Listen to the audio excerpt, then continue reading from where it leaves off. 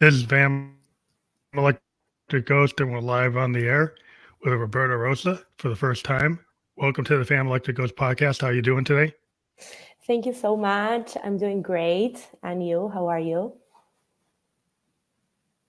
I'm doing well. I want to let people know that we are a featured podcast on Newsly. You can see the icon up there. It says listen on Newsly. Later tonight, the audio only version of the podcast will be on Newsly. If you want to check that out on that platform, you can use the coupon code of Ghost and listen to that for 30 days for free on that platform if you choose to check it out. We also have your website, www.fillthevoid.club/en up on up on the screen, and that will be fully clickable when we're published so people can check out that URL. And I want to let people know tonight we are actually at episode 1024 of the podcast. And today we're going to discuss challenges navigating a default unhealthy world and empowering individuals to break free from societal norms, which is a little bit of what you said. I couldn't put the whole thing, but there was a statement on your pod match. I wanted to Mm-hmm. put as much as I could, and maybe you could tell the folks a little bit about your background. Maybe give us a brief story about like who you are. Yes, of course.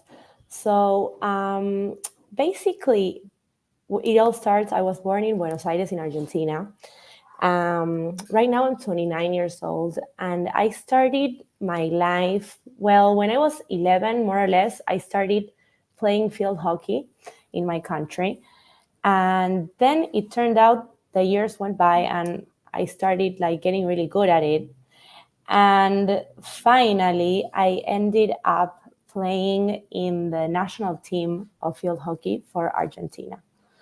So I had like basically many difficulties in continuing my high school, for example. I had to quit high school 2 years prior finishing because I had to dedicate my life to training every day. I had to train in the morning and in the afternoon, 4 hours in the morning, 4 hours in the afternoon, every day, except Sundays. That was the only day that I didn't train.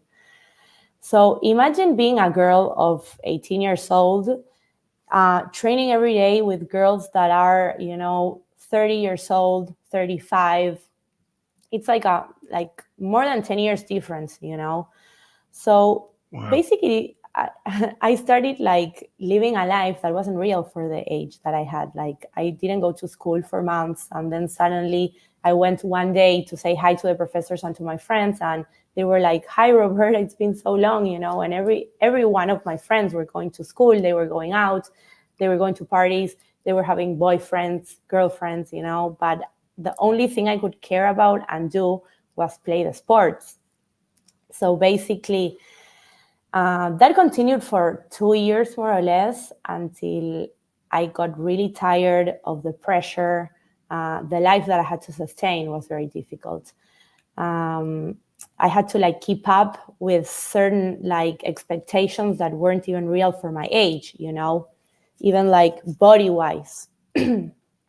So I went to school and I compared myself with other girls, and all the other girls were like normal for 18 years old, but I had like double the muscle, double the size. So it was like I felt weird. Yeah, because you're a Uh, professional athlete, and yes, everybody else was just like a regular, teenage yes, kid, yeah, and you had gotten into and this world where you kind of leaped into it because you had the ability, but that kind of left you like not having a childhood or having that teenage, you know, high school experience because you're jumping to like what you would do in your mid 20s, yes, way exactly, before you probably should have been doing it, maybe prepared to do it. exactly. And so basically, 2 years went by, and I was like, the life of an athlete has an end. At a certain point, your body like cannot keep up, and you just have to quit. Mhm. So I was like, what am I gonna do when I won't be able to run anymore as fast? What am I gonna do in my life? So basically, I said like, I have to quit and maybe start studying. I really liked to be a creative and design. So I was like, I'm going to quit this life and I'm going to go into university and start studying graphic design and create a career for myself. And so what happened is when I decided to quit field hockey, first of all, that was like my passion. The only thing I knew how to do in life was play the sport, imagine. So I quit it and I was basically left in like a cliff, like without knowing what to do. Even though I had to study, I knew the path, what society tells you to do is like you have to study, you have to get a job, whatever. But I was like, what do I do? I felt completely empty, literally empty, like no passion for pursuing, senseless, without anything. And that's when it all started. That's why I say that unhealthy default society, because it's like the society tells you, oh, you're feeling pain, you're feeling sad, come on, have a drink, go out with your friends, go to the party, go to the club, So basically, all the energy that I used to put in the sports, I started putting all my energy into going out, partying with my friends, doing all the things that I didn't have time to do before. And that brought me like many problems in every sense, like substance abuse. I had eating disorders because also like body image, even for women, it's difficult. I looked at myself and compared with the other girls and I didn't like what I saw. So I started having all types of eating disorders. I felt pain every day because of quitting field hockey, and that pain that I had inside, I was like trying to numb it by also eating, like binge eating, going out, socializing, etc., etc., etc. That's why I call this like filling the void. I was basically filling the void every day with by different ways, Yeah, it seems like you went from one extreme of being like a professional athlete Yes. that was highly disciplined. And then, that's a very extreme level of professionalism, right? So if you don't have a Exactly. balance, like a lot of times in life, it's about balance. Like, so even if like I'm Exactly. a musician, right? I could be like totally just doing that, but I like doing other things. So Exactly. if you become if one thing falls that way, then you don't have anything. And so because if you go to Exactly. too many extremes, it's almost like allow you to have space for other things. But Yes, I guess the exactly. rigor of the sport didn't give you that room. And so then once you Exactly. left it, you were like on the cliff, like you said, you didn't have a way to step down. Nobody kind of stepped you down from that extreme. And so you would probably want to gravitate toward feeling some aspect of that, which must have been Mm-hmm. very powerful to feel that and then go to nothing. Then I can see why you could fall into substance abuse or other things or eating disorders because it's going from one thing to the next. If you're a musician, you're on stage in front of like 10,000 people, and then suddenly you're in the Exactly. bus or you're in an Yes. apartment. It's like it's very Yes. like you're like that's why we fall into substance abuse too because we're looking for that energy. And it might Exactly. only be on for 2 hours out of the day, and then the rest of the day there's none of that. So how do you deal Exactly. with that? Yeah. And I was like, normal life sucks. Like you have to learn. I had to learn how to focus on the little things to even feel something because I was like an extreme sensation seeker. I was seeking extreme feelings constantly because of the high success, like you were explaining. Mhm. To feel alive, I needed those extreme sensations. Same feeling of like entering the stadium with like millions of people shouting. You know what I mean? I was like Yeah, dopamine yeah. seeker in every sense: in food, in sex, in drugs, in alcohol, socializing, and yeah, that brought me all the problems. I was like a rebel. I was like even addicted to rebellion against the society. I was Oh also yeah, like yeah. in a lot of anger. I was also in a lot of anger. Yeah. A lot of artists were in the same kind of zone. Like a lot of times as artists, we're Yeah. rebelling against like everything, right? Mm-hmm. To show that there could be this like a different lifestyle, which is like the not the 9 to 5 corporate world. If you're an artist, Yes. it's a totally different Yes. thing. You're like you're living from like 12 o'clock at night to like 6 in the morning. They have a totally Mm-hmm. different schedule. Like you're in that Exactly. different world. And so like how Exactly. do you deal with other people when you're used to that kind of different world? It's Mm-hmm. hard to kind of get back Yeah. down from that. Yeah. And then, yeah, I was like, I had such a huge void that I couldn't even look at it in the eyes. As strong as I was playing the sports, I was very weak in facing my own demons. That's the hardest part, you know? And I also was very afraid of being a failure. I was afraid of being a failure and having like, I was frustrated. I felt as if I had failed my own self in what I thought that was going to be my life, you know. And also like even this default unhealthy society that we live in, they teach us to function in the system, but at what cost you have to function, right? That's the question that I have all the time. I was like, Yeah, I had, it's hard to be happy. It's hard to have that happy balance.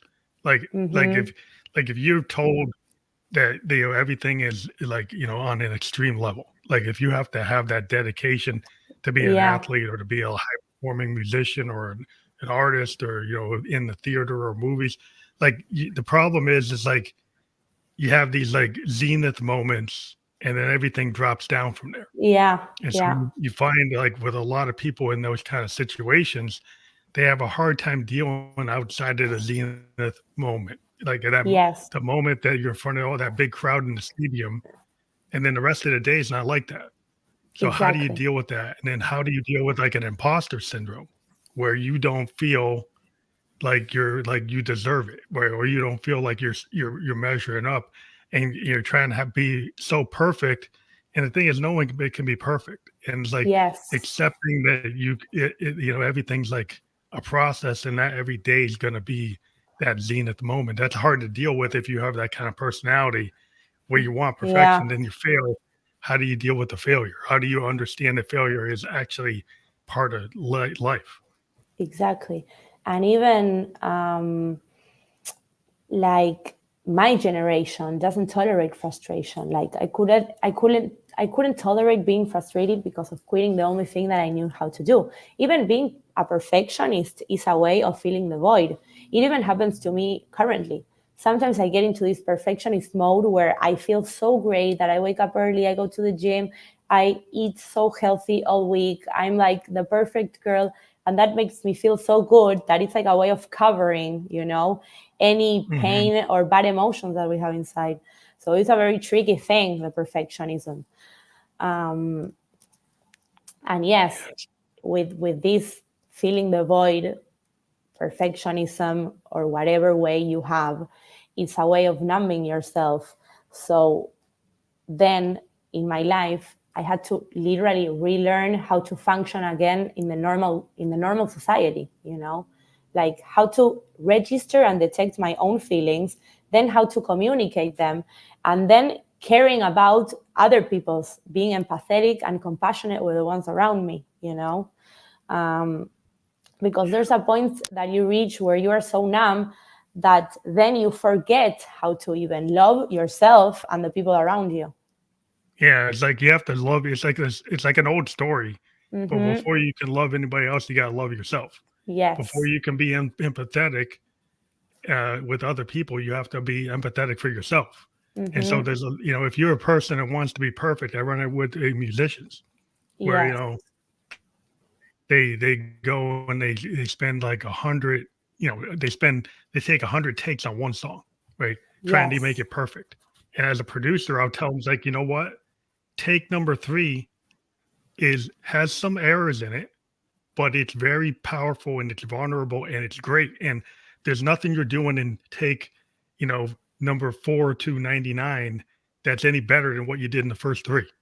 And getting people Mm-hmm. to accept the vulnerability of of sometimes something that's imperfect. Because a lot of time with art and in life, like that thing that's actually like honest and vulnerable and point in time, and you're not trying to correct it.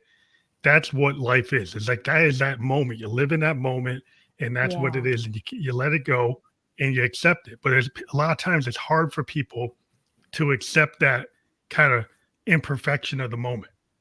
But it's Yes, actually exactly. it's very powerful. And once you accept it Very. and you start to live with it, you say, "Well, there actually was nothing wrong with that." Yeah.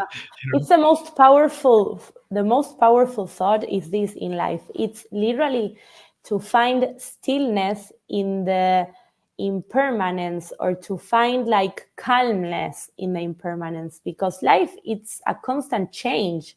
So if we are constantly feeling uncomfortable with the changes and try to numb ourselves, in reality we're just escaping constantly, while the key lies in connecting and being able to accept the changes, the ups and the downs, and being able to feel comfortable in the uncomfortableness.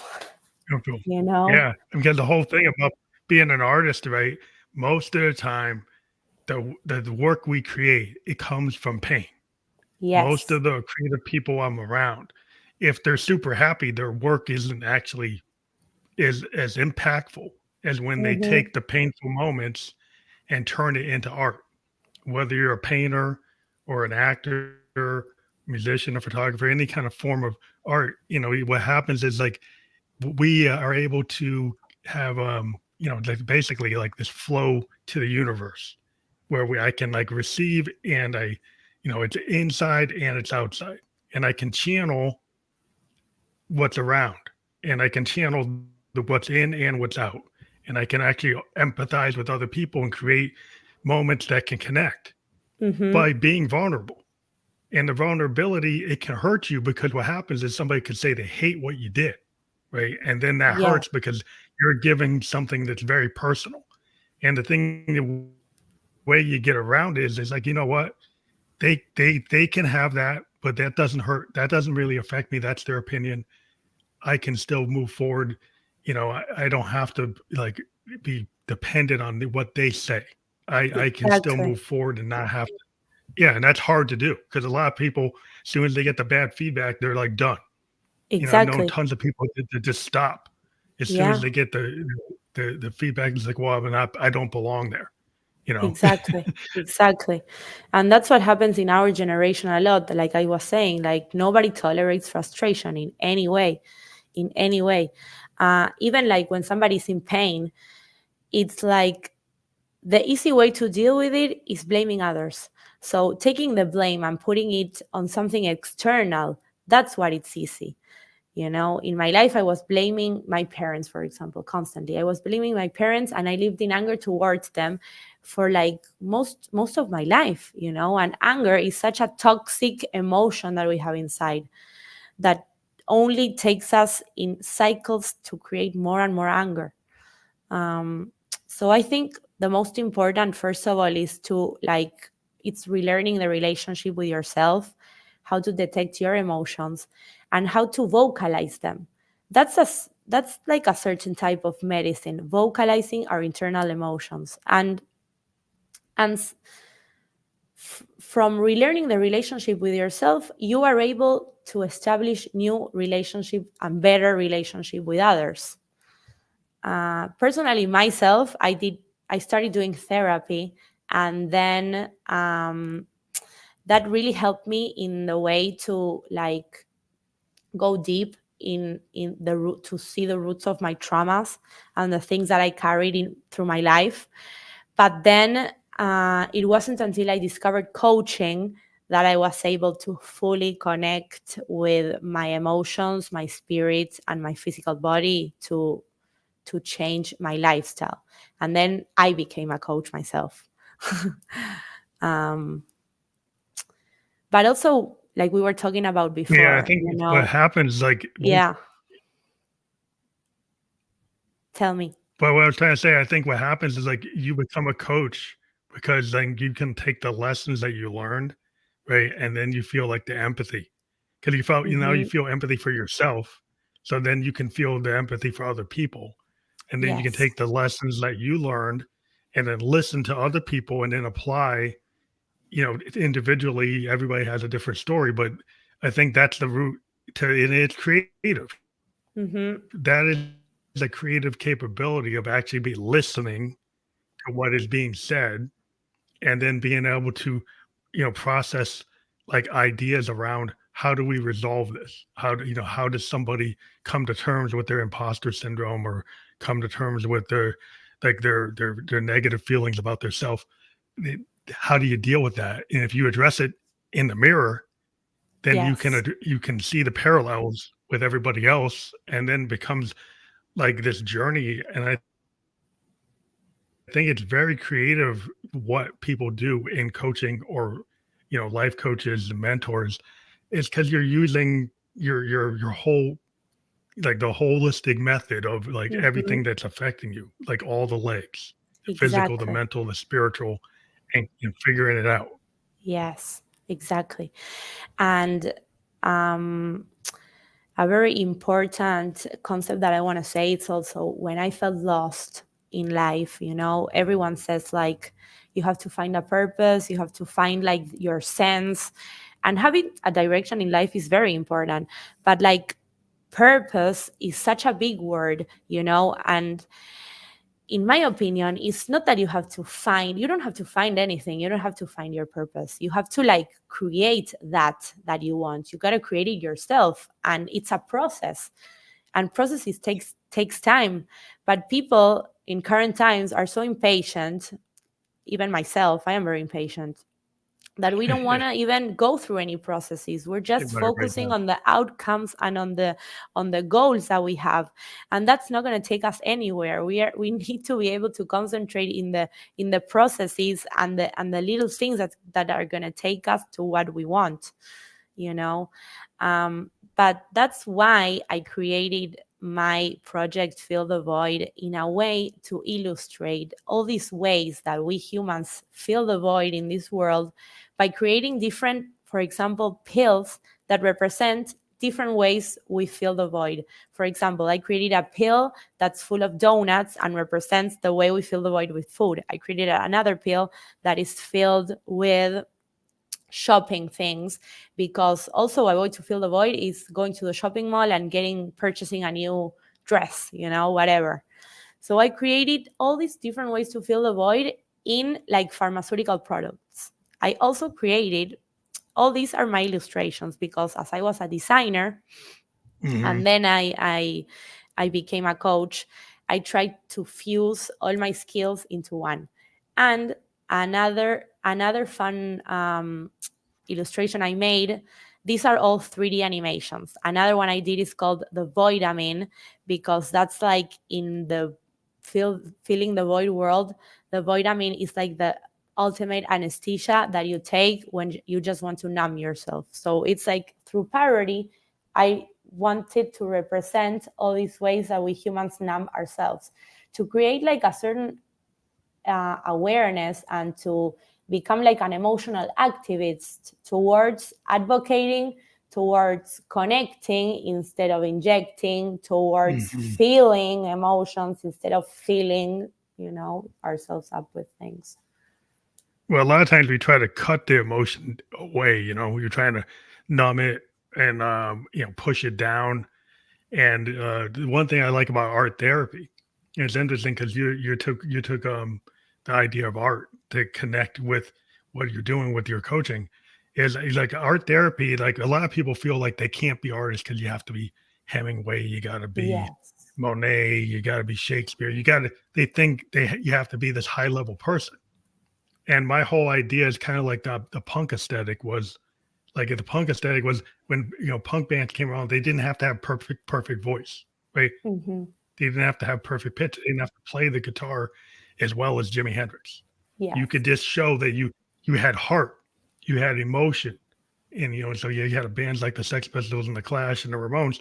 The whole idea of it was that you as a regular person, you could actually become a musician. You didn't have to Hmm. be trained. That you can take your emotion and it's valid. And the same way with like art therapy, like don't have to be a painter to paint. You could Yes, use get that paint, but get the pastel, would do whatever you're gonna do, and just fill that void with like take those emotions and put it on the page because that's better than taking a drink. It's better than injecting taking a pill. If you can take your emotions and turn it into photography or art or something with the computer, anything you do, crochet, whatever, you can take that and turn it into something where it's more positive rather than exactly. negative effect on your soul, your spirit, or your body. Yeah, and the word you even said, the word validation, it's so important because what I had to unlearn in my life was that validation doesn't come from any external achievements. Like me coming from a professional sport, the only thing they teach you is or you're a winner or you're a loser. If you score a goal, you're the best. If you don't do the good pass, you're the worst. So basically, Black I and only white. thought, Yeah. yeah, I thought like I was valid as a person only because of my external achievements, because I went to university or because I had my master's degree. But that's not true. We need to concentrate and know that we are who we are and we are valid just because we're humans on this earth. We don't need to do anything. Like just because of being alive, that's the only thing we need, and that's the truth. But like in the world we live in, it's very difficult to be able to think like this. Yeah. Well, everybody wants to see your credential, like even Yeah, as musicians, I'm a self-taught musician. So some musicians like they want to know you went to Berkeley, they want to know you went to the conservatory, they want to know that you got a contract with a major label. So they don't consider if you're not in that, like if you're in the underground or you yeah, came up and you're exactly. self-taught, they're like, oh, like I don't know. It's like a whole it's like but it's like everybody is valid. Like I go back and it's like, the original blues people, they didn't go to Berkeley. The original guys who wrote blues, Hmm. they didn't go to art school. They couldn't go to school, but they created a genre and they were like some of the best musicians ever. And they couldn't read and they weren't taught theory, but they had heart and soul and their people study their work in these so-called institutions. But it's like they didn't go to them. Most of the great musicians didn't even go to like big colleges. Yeah, They just are exactly. self-taught. They're self-taught. And so it's like the idea, it's like you can just want to do it. And I've Hmm. met tons of people who are artists that's just like, I want to paint. So I went and got the brush. I went and got the all the tools and I just started doing it. And you find that sometimes the person that just has that drive and just Yeah, feels good enough that they can do it. And it yes, really is about your inner feelings. Like that will actually, be more beneficial than any education. Is like if you have that drive, you go to the library and you go pick up the books and you pick up the tools. You can teach yourself anything, yeah, and you don't have, exactly. so it's just a matter of like, do you have the belief to do it? Exactly. You need to have the belief and you need to go step by step to create whatever you want to create. And the good thing is that in life, in reality, there's no rules. We can do whatever we want. We have to let our creativity and our minds fly, even though it's difficult. So another important concept I want to talk about is that, as we were talking, to to learn to deal with our emotions, it means externalizing them, and learning new communication skills and how to talk to others. Um, and you have to be very, I had to be very aware of the vocabulary, even that we utilize in our heads, how we talk to ourselves, Mhm. right? Um, and the reality is that we come into this world alone and we die alone. So if we have like our brains constantly judging and talking shit to ourselves, it's gonna be a constant torture, right? Yeah, yeah. You got to be non-judgmental, even toward yourself, probably first, Hmm. Hmm. because I think Yeah, the most people stop themselves. I've seen people stop themselves, from even getting into the gallery, getting on stage, even a yeah. public speaker. Like they stop, somebody who they never did it until finally they broke through that moment. And then they Hmm. found out they gave themselves permission to do it. There was nobody stopping them but Yeah, themselves. And so it's like Exactly. that judgmental voice in your head that says, well, I don't belong on the stage, or I don't Yes. belong in the gallery, or I don't belong, like, in this class because I can't make it. But like if you push yourself Mm-hmm. to believe in yourself, and it's like Yes. it doesn't have to happen overnight. The thing, like you said, the problem today, we have instant gratification. It has to happen so quick. With people don't understand, like there's no overnight sensation. Almost all the people Exactly. you think are overnight sensations probably took 5 or 10 years to get there, right? And Exactly. so they just, they want to market that it happened overnight, but nothing Yeah. happens overnight. Nothing. And even there's a good example to this because when you want to break a rock with a imagine you want to break a rock with a stick. You have to hit the rock many, many, many times, and the rock will only like crack from one instant to the other after hitting the rock for like 1,000 times, right? That's what happens when you want to achieve something, or when you want to change a habit or whatever you want to do. You just have to keep on doing the same thing over and over again until the real change happens, because of the amount of stacking you did for so long. Suddenly there's a click, and all that effort that you put, suddenly you see the results. Also, a good technique for externalizing emotions and everything that we're talking about. And there's another coach, a very important coach for me, that's called Nora Moseinko. And she taught me this concept about emotional compost. So the emotional compost is literally grabbing a pen and vomiting everything that you have inside in a notebook, whatever it comes, Mhm. no matter what the order, what it is. And this action is literally like taking medicine for the heart. It makes you Yeah, feel like so much better and relieved. She also taught me that very important concept, that the brain also, it's like a sewer system.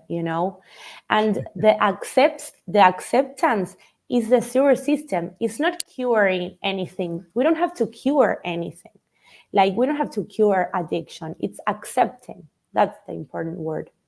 And mhm. she also taught me how the brain is dysfunctional sometimes and makes everything difficult, because there's two intelligence that we possess: the intelligence in the brain and the intelligence in the heart. And sometimes we forget that we have an intelligence in the heart, but it's something that we can utilize. We don't only have to think with the brain. Yeah, What comes from the heart is like the feelings, and we have to feel with the body. That's how you feel with the heart, not thinking about what we're feeling. You see the difference? um, yeah. I think what I like to do, with my art a lot of times is mhm. I'm a big believer in like the flow state and stream Yes. of consciousness, which is kind of like you said, open up the book and just start writing. Like as an artist, like you could kind of agonize over every note, or you could just put the recorder on and just start playing the piano. I'm a piano player. So a lot of times I was like, I find that like I could sit around trying to arrange something, but if I just hit the record button and say, I'm going to play for like a half hour, and I'm not going to start and stop. I'm just going to play right through. I'm going to play Yeah. right through. And what I Yeah. find is if I go back and listen, there's really good stuff in that half hour. And I Hmm. didn't start and stop. And then I go back and say, there's a lot of good stuff I can use here. And it's very, very authentic. And it might not be perfect, but sometimes I've been able to take that kind of stream of consciousness like a writer. I've heard writers that will go into this kind of, they might build a world, they might build characters, but a lot of times they'll have this session where they just write, and they Yes. find like it changed the direction of their book because they Hmm. had a plan, but then they wrote this session and it actually, wow, it's actually, there's something there and it's actually better than what they planned.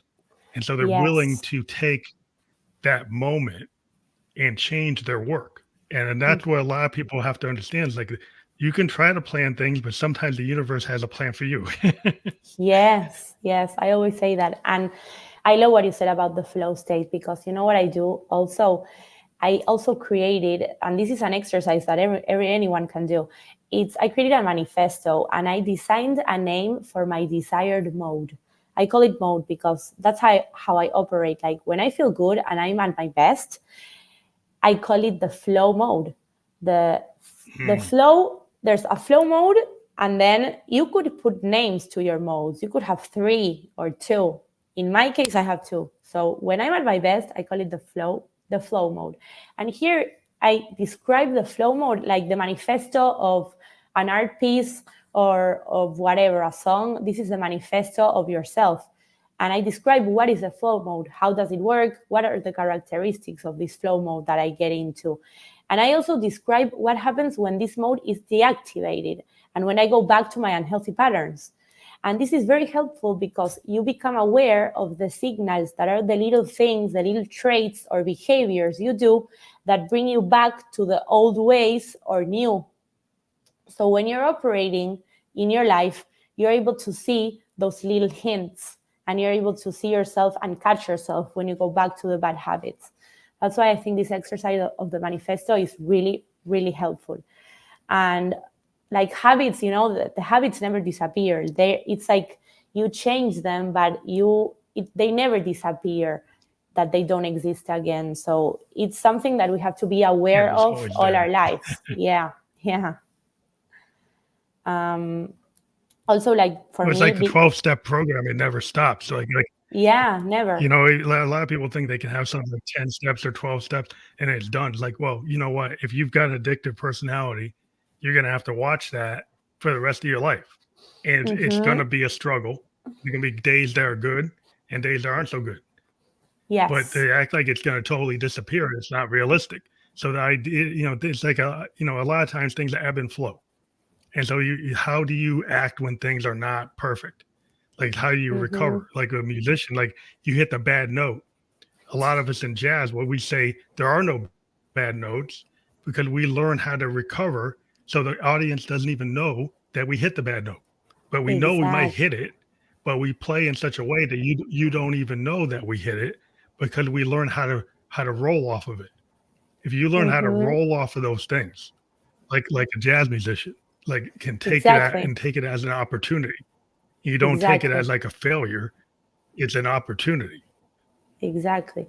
Yeah. And the addictive personalities, I think, I don't like when people say like you're an addict your whole life. I think it's people that have more compulsive tendencies and maybe have more compulsive behaviors through life. But if you decide to change, you're able to literally press a button and start from scratch. It's not that you're going to be an addict your whole life. The old habits and the old ways, the old behaviors, you can change them and you have the power to restart from scratch. You can redirect. And build whatever you want to. I think it's like you can redirect it. It's just, I think it's like you just have to be conscious that you have like a tendency that know yourself. Like if you're somebody that gets triggered and you go out and somebody triggers you and then you get into a road rage, right? If you know that you get into that and you become aware of what triggers you, you can start to mitigate that so it doesn't happen. Or reduce how much it happens. You can start to know yourself. Know that that trigger is probably there under the surface, but you can actually learn how to respond to it so you don't go off the path. Exactly. And yeah, like for myself, becoming a coach taught me how to live one day at a time. Like every day when I woke up, I ask myself the same question, and it's every day. Like, what do I need today? What do I need right now? That's the way we say we have to know ourselves, but we are also in constant change. Every day we are feeling different. Like something happens today that I'm going to feel a little bit more down. Maybe tomorrow I'm a little bit more up, right? So what we have to ask ourselves every day is, what do I need right now? And act upon what we need in that moment. That's the best way to know ourselves. And the word need is very important because we have to honor what we need. And like our society that is unhealthy by default, like we were saying, we need to be the the healthy deviant of this unhealthy society. And this is a concept that Pilar Gerasimo writes about, and I love how she says this. We have to be the healthy deviant to the unhealthy default society. And we have to be the deviant. That makes sense. Yeah, to the system to be able to survive. Because a lot of times people think that the norm is like is not the deviant, like, because we have to actually go against that structure, because a lot of times that structure, Exactly. actually is negative, right? And so like if you try to bring the light, then you're actually like in the small group of people, when you start to actually say, well, why don't we be more empathetic when the crowd wants to bully, right? So the crowd wants to bully somebody, the whole crowd will go and bully somebody, and then the one person will say, well, you shouldn't do that. The person like is in the minority saying don't do that. So it's like the healthy deviant. They're saying you shouldn't really bully these girls and boys, like they shouldn't do that. But like it's easier to go with that flow than to go against it, and that's where it's hard to go against that wave. But I think that's what that's the hope, that people will take their humanity and go against that wave. Mm-hmm. Also, like a classic example I'm gonna give. Imagine like we want to lose weight, right? So we want to solve this problem that we want to lose weight. So the system offers us different ways to lose weight, and then we try one of those offers, like go do yoga, go to the gym, try this diet, blah blah blah. We try all these offers and we fail to solve this problem. So then we try another one of these offers and we fail again.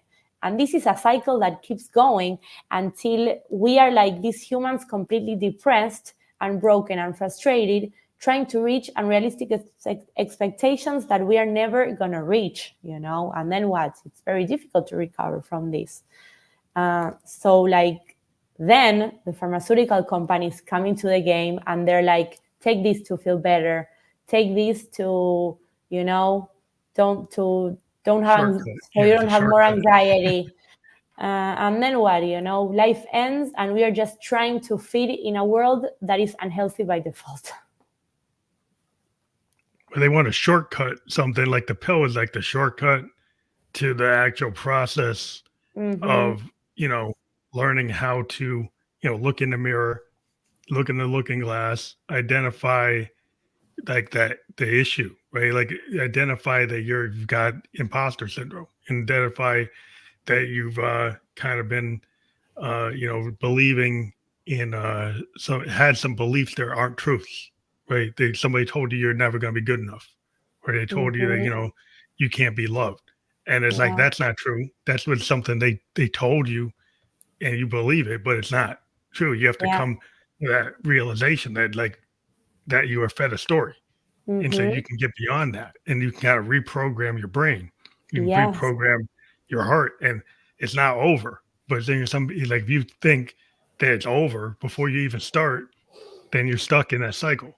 Yeah, and it's very difficult, and that's why I created Fill the Void, because like we live in these unhealthy cycles and we're always looking for easy way out of their problems, like taking meds that are going to make us feel better, drinking this drink, looking at social media, hanging out with friends.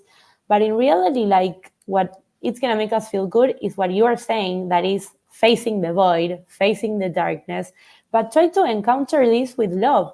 Like we can be face to face with our own darkness, but like hug it, like a baby, and just nurture their darkness and say like, it's going to be okay, Roberta, I don't hate you. Because we see our darkness and we start like, why? I hate this. This is so bad. This is so worse. And that's only going to make it worse. And it's such a simple thing, what I'm saying, but it's very hard to do. That's why I make this practice where like I literally visualize the darkest parts that I have, like a beast inside me. And then I literally hug it and kiss it. And I swear like everything changes. That just because of the feeling of hugging these uncomfortable feelings that we have inside,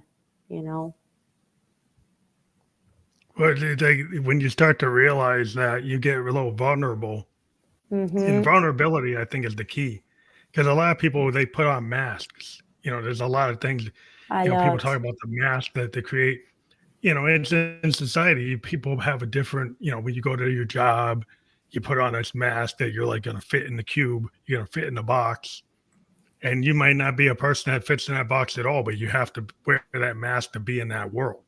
And then you Mm-hmm. come out into another world, and you're like, you got to present a different way. So people are presenting themselves, and then they lose themselves with all their masks. It's like, who is Exactly. really you?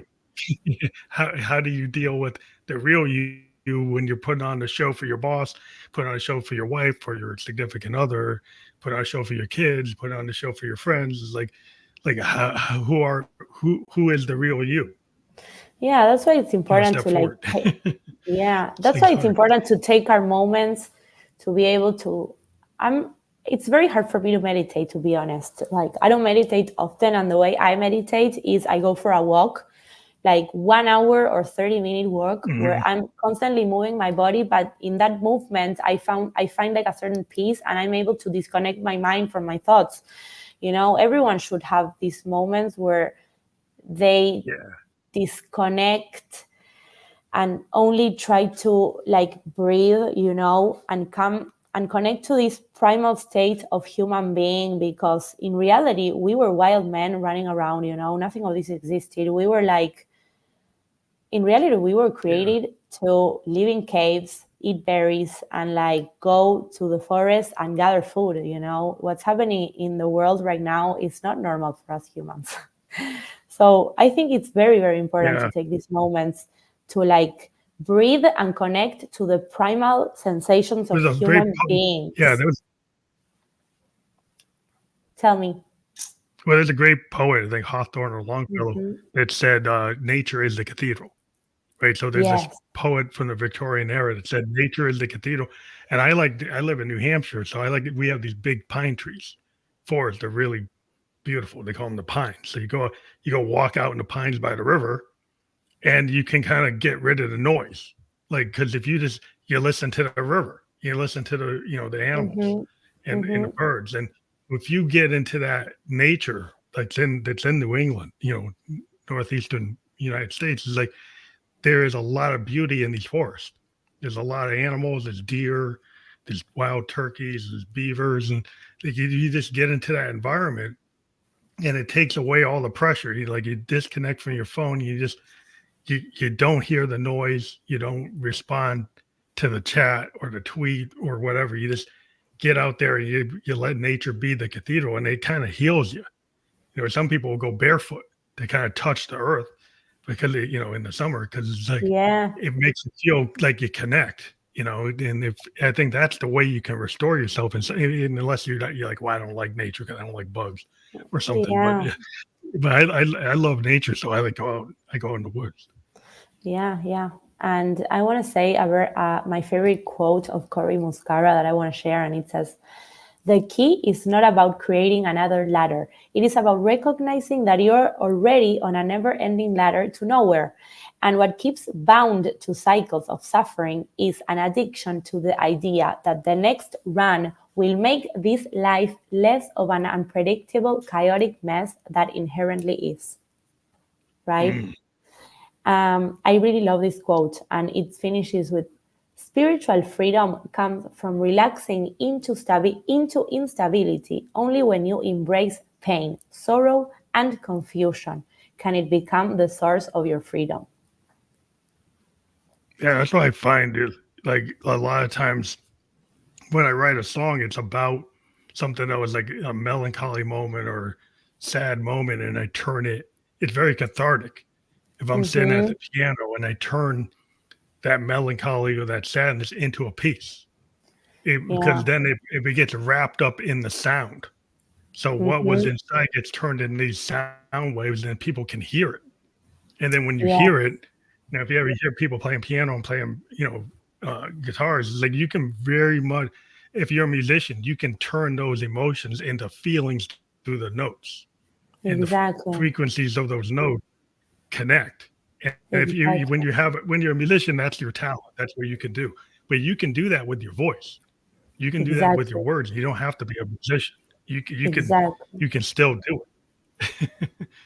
Exactly.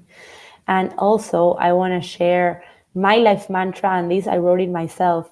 And I find it very interesting to repeat it every day. And I want to share it because it says like this: I embody the role of a conductor, channeling light and serving as a catalyst for generating potent and positive energy.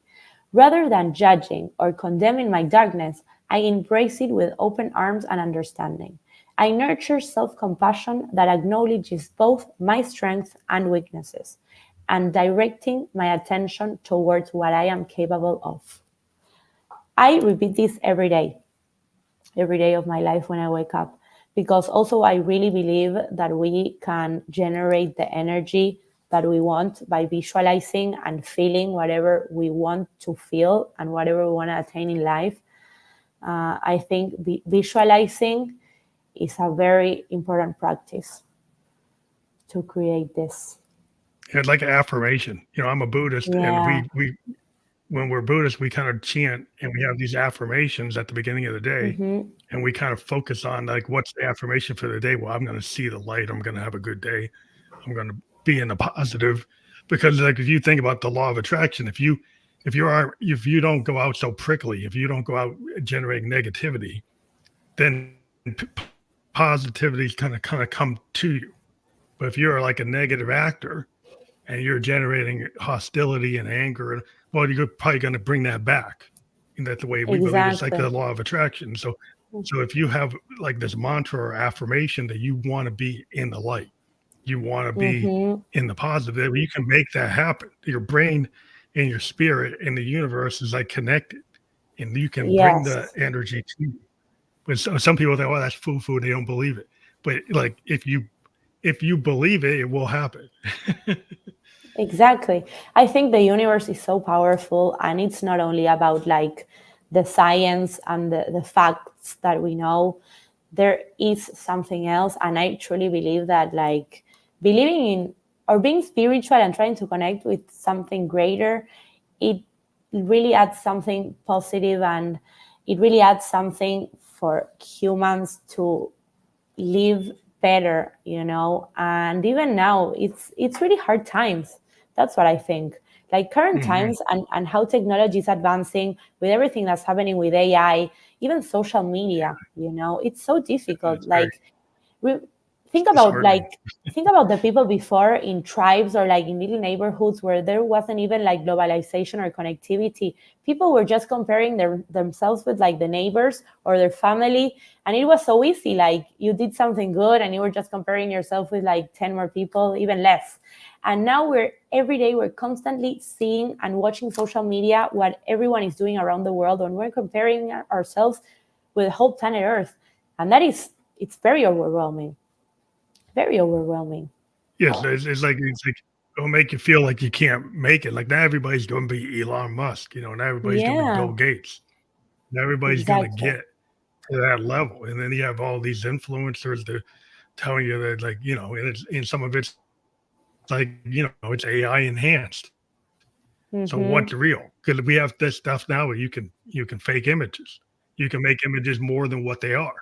And so what you see is not exactly the truth. It might not be the truth.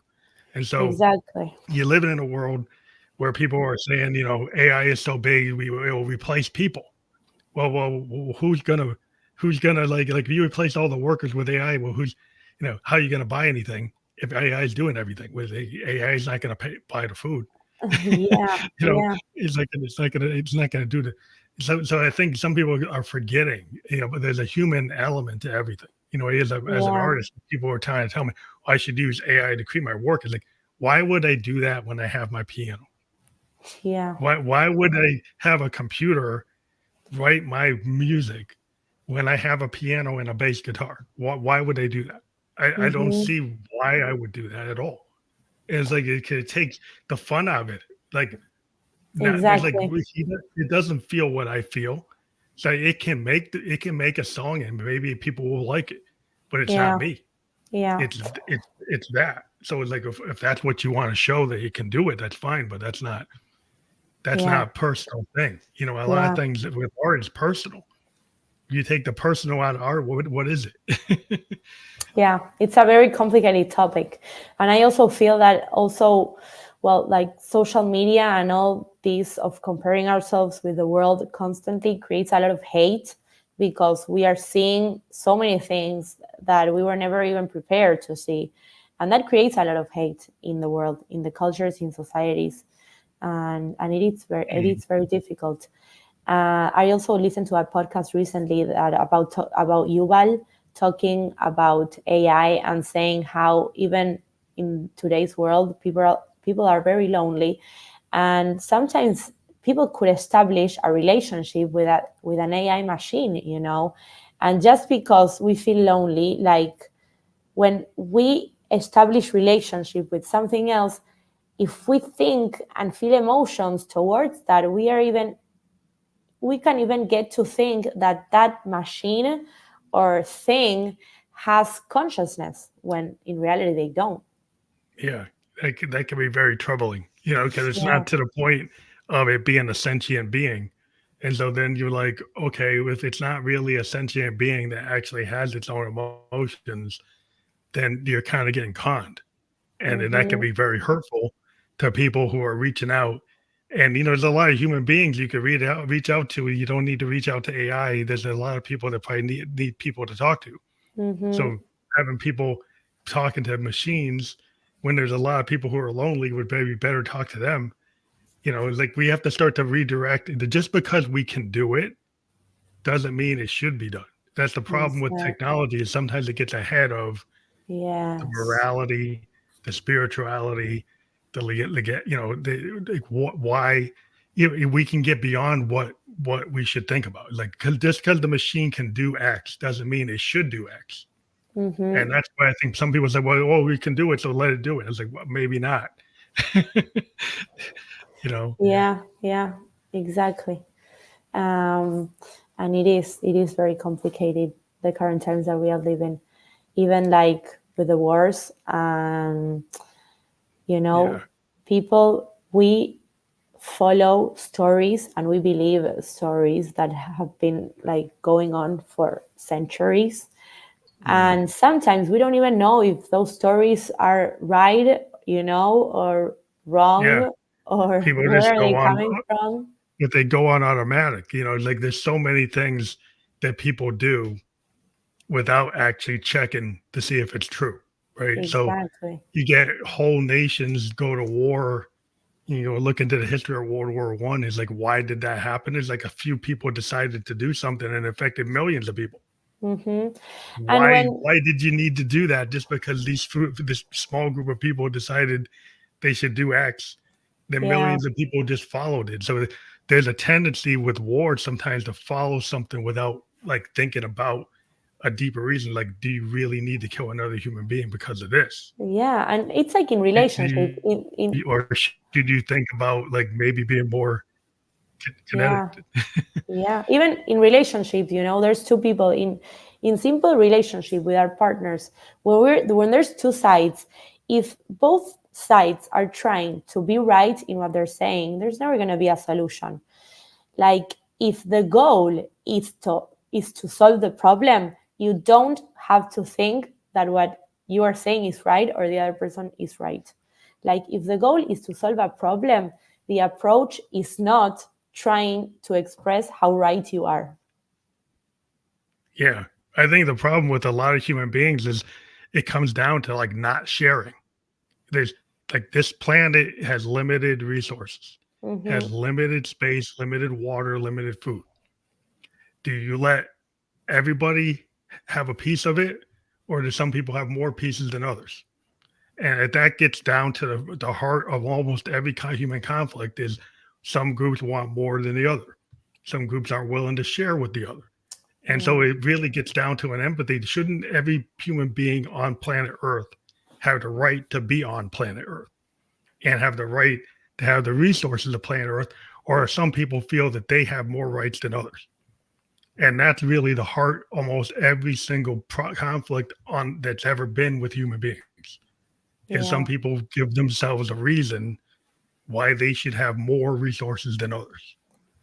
And Exactly. at the end of the day, if you're a citizen of the planet, shouldn't you have access to everything?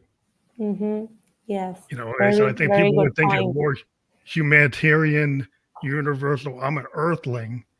I'm not from a nation state. I'm an earthling human being and I have a right to be here.